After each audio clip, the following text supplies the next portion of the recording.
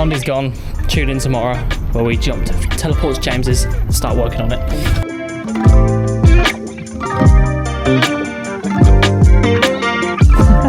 Naked. I had so many people being like, keep it as a street fight. I was like, absolutely fucking not.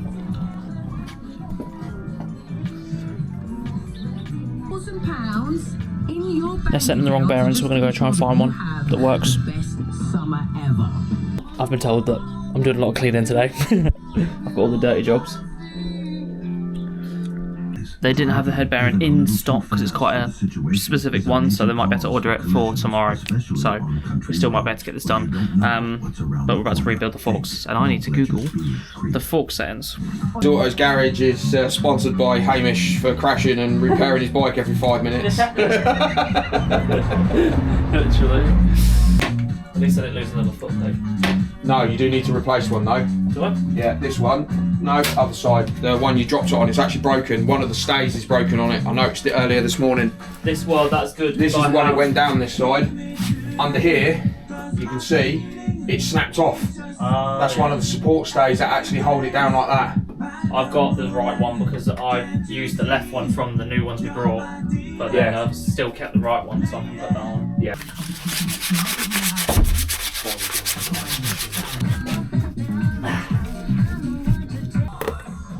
Oh yeah. Shiny black. Extraordinary news, because a share of £17.2 million must be won, and there are prizes every day. Last year, 84% of our players won the prize of their postcode. So that's your inner stanchion. That's your outer stanchion, where the fork seal goes. So that's your fork seal. It sits down inside there. That stops all the oil and that coming out, and that's the dust cover that sits over the top. Sweet. Back together.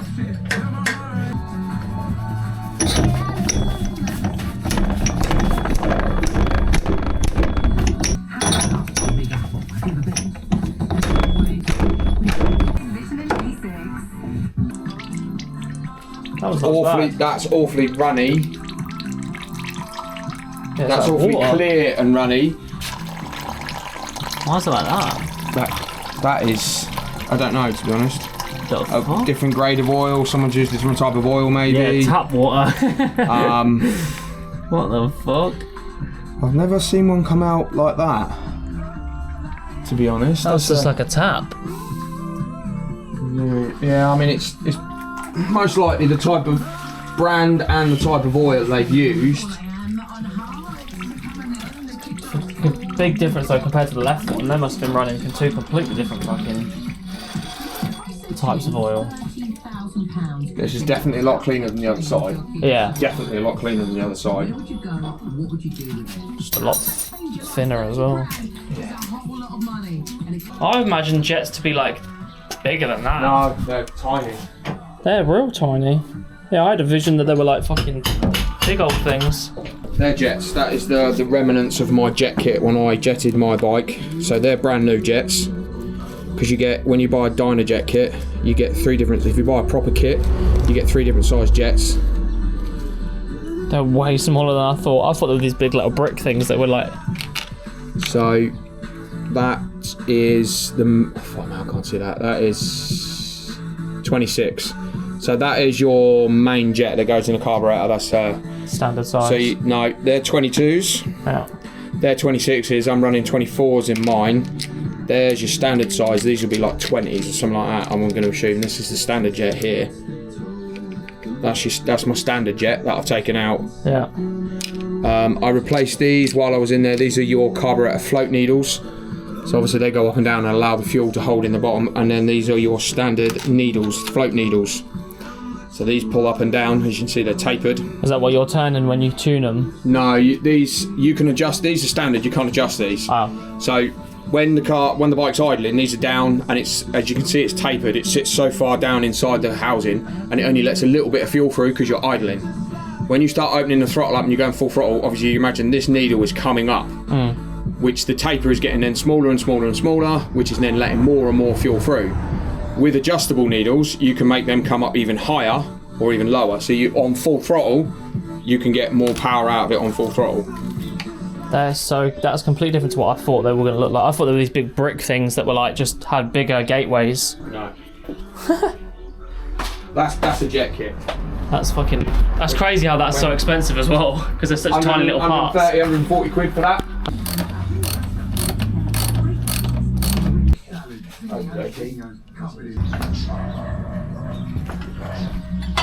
Caliper slider out. That's it. Gosh. I've always wanted to clean this bit.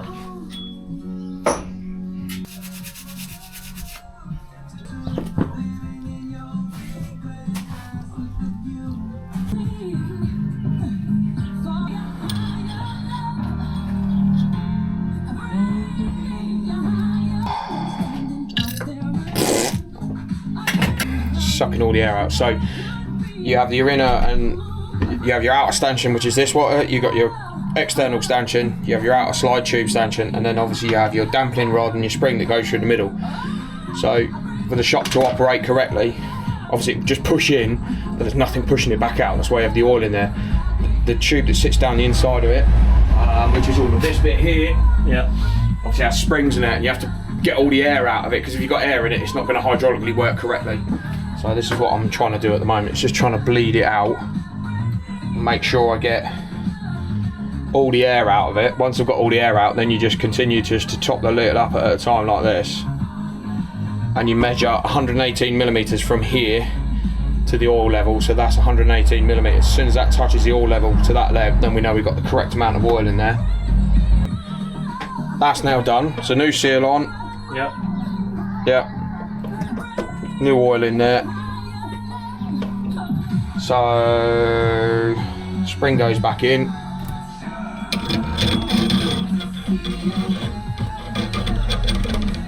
You can adjust how quick it goes down.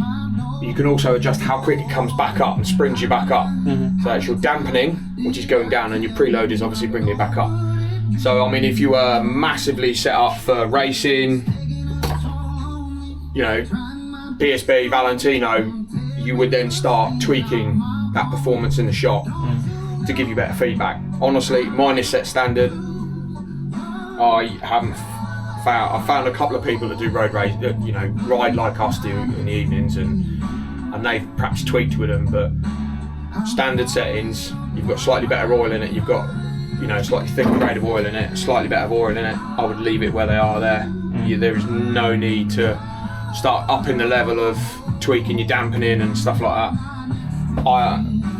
Unless you're really aggressive and started really road riding hard and aggressive, don't worry about it.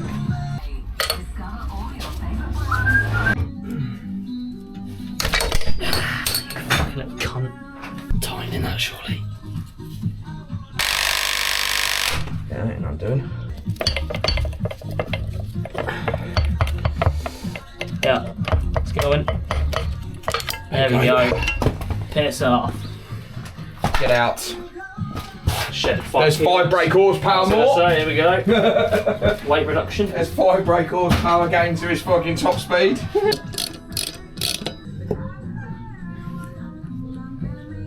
Sure. Oh, you're kidding me. Oh. Oh, now I really hate you. Spring loaded set.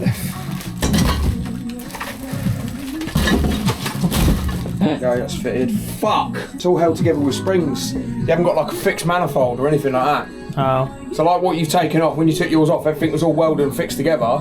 Mine's all welded and fixed together. Yours is all held together with springs. But they've made it yaw proof as well. 1, 2, 3, 4. You can't get it wrong. Yeah, just everything's held together with springs. Once you mount it all up, you've got to kind of just wiggle and jiggle it all in the right places. You know, kind of get that sat where it is. Put the pipes over the top and then spring clamp them all together. It's all right. Don't get me wrong. It's just hard work. We've gone and got like the most offensive can as well. That is massive for a stubby rear box. I know exactly what bolt I'm unscrewing as well. This one right here, it's the most important bolt of all. Get that bad boy out. Is it right down the bottom there? Oh god, yeah. Arrow are a big one for this. They love this. Arrow exhaust systems. They're all held together with springs and that. Or I can keep them apart. How are my friends? Cleanest bit of the bike. Literally. It's a fucking world of difference to what they used to look like. Gosh. New ones, old ones.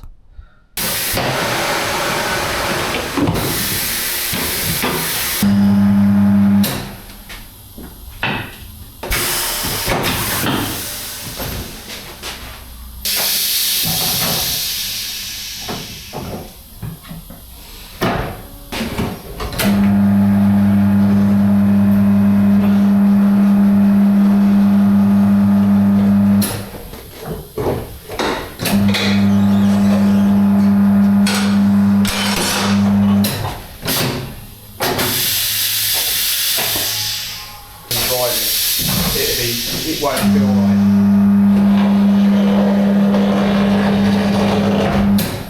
Soap on it. This will go pop in a minute because it's popping onto the V seal.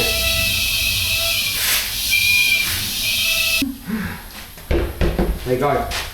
Shiny rubber. Hairy tyres. Done some miles on it, I must admit. Yeah. Got close to 10,000. Close to 10,000 on that tyre, didn't you? Yeah, I got 8.5 I think out of it. Bad going, to be honest. Yeah, it did well. They only started to square off before Wales.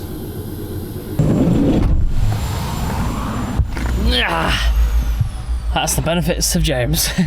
He knows people, he knows how to do things, he can just walk straight in there and put a set of tyres on. Bosh. So now we should be able to go back, put the rear on and start doing some filly bits to the rear, which we couldn't do because the tyres weren't ready. So the pins all cleaned up. What we'll do is we're just going to work that piston out a little bit, make sure nothing's sticking. So when this is what happens, obviously you put your foot on the brake, Yeah. that piston comes out. That's looking pretty clean in there anyway, look, that's Yeah. nice and clean in there, so that's good. We'll just give that a quick wipe over, we'll get a rag, we'll give that a quick wipe over. Yeah. Put the shims back in, make sure all the sliders are nice and free and easy. Load it all back up. Yeah, because it then was tight anyway before. We'll bleed the reservoir out. We'll bleed it out, we'll re-bleed all the brakes, there's all new fluid, fresh fluid in there. Running out of fucking rag. See little bits of air coming through. Is that what you're trying to get rid of? Yep. There always shouldn't be any in there at all, but shiny, shiny.